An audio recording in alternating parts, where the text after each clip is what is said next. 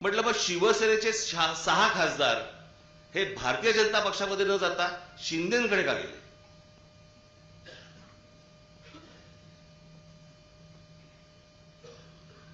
म्हणजे वरती केंद्रामध्ये काय नेमकं राजकारण सुरू आहे आणि 2029ची ही अमित शहा स्वतःची तयारी करतायत. मला सांगतो ना, हा सगळा आत्ता हे खासदार फुटले. परवा दिवशी माझ्याकडे पत्रकार आले होते. तर मी 1 मार्काचा प्रश्न, मी म्हटलं माझा 1 मार्काचा प्रश्न आहे, मला 1 मार्काचं उत्तर द्या. मला म्हणले काय? म्हटलं केंद्रात सत्ता कोणाची? ते बोलले भारतीय जनता पक्षाची. म्हटलं राज्यात सत्ता कोणाची? ते बोलले भारतीय जनता पक्षाची. म्हटलं मग शिवसेनेचे 6 खासदार हे भारतीय जनता पक्षामध्ये न जाता शिंदेकडे का गेले?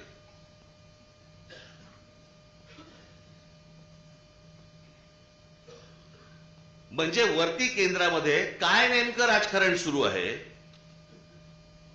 आणि 2029ची ही अमित शहा स्वतःची तयारी करतायत.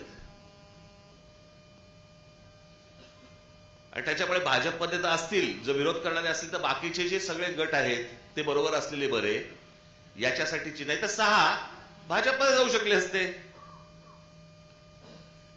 सोपं आहे ना? हे नेमकं काय घडतंय मी तुम्हाला सांगतो. ज्याला आपण अंतर्गत, ज्याला म्हणतो ना, एक वाद, ज्वालामुखी, त्रास, असा जो गोंधळ सगळा जो आहे ना, हा या देशापेक्षा भारतीय जनता पक्षात जास्ती आहे.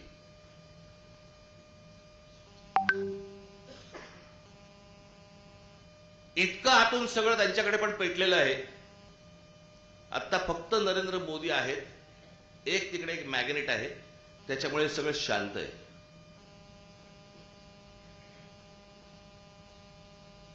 पण काही जण म्हणतात वर्षभरात अनेक गोंधळ निर्माण होतील, केंद्रातही होतील, देशभरातही होतील, बघू. पण मला असं वाटतं की तुम्ही तयारीत असणं गरजेचं आहे. ज्या वेळेला वेळ येईल त्यावेळेला तुम्ही घट्ट जमिनीत पाय रोवून उभे असलेले मला दिसलेले पाहिजेत.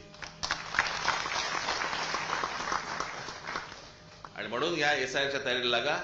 हे आता प्रत्येक शाखांमधनं ह्या सगळ्या गोष्टी सुरू होतील पुढच्या काही दिवसांमध्ये. आणि त्याच्यामधनं तुम्हाला सगळी मांडणी दिली जाईल. कशी माणसं, आता हे त्याच्यामध्ये BLA हे एक सगळ्यात महत्वाचा राहिला विषय. काय गडबड सुरू आहे ती पण तुम्ही लक्षात घेतली पाहिजे. अविनाश काय, माझ्याकडे काल एक BLAचा रिपोर्ट आला.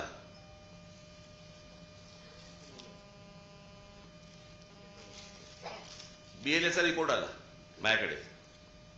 तो दिला होता तुला रिपोर्ट? हा,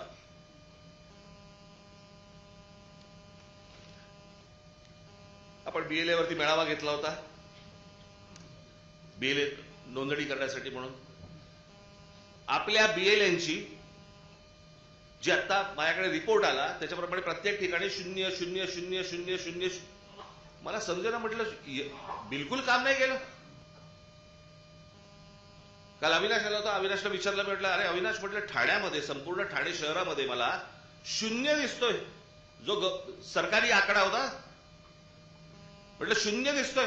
तोला असं होऊच शकत नाही. मग सगळी त्यांनी माहिती काढली आणि माहिती काढल्यानंतर कळलं हे सगळे BLAचे फॉर्म त्यांच्या अधिकाऱ्यांच्या सहीने भरून ठेवलेले फॉर्म त्या अधिकाऱ्यांनी टेबलाखाली ठेवून दिले होते. रजिस्टरच केले नाहीत, फक्त तुम्हाला शिक्के दिले, पुढे काही नाही केलं.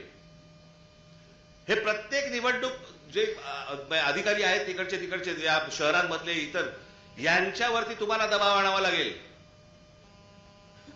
हे काय प्रकारचं कारस्थान सुरू आहे? हे बघा, हे प्रत्येक हे ठाण्यामधले वॉर्डाचे आहेत.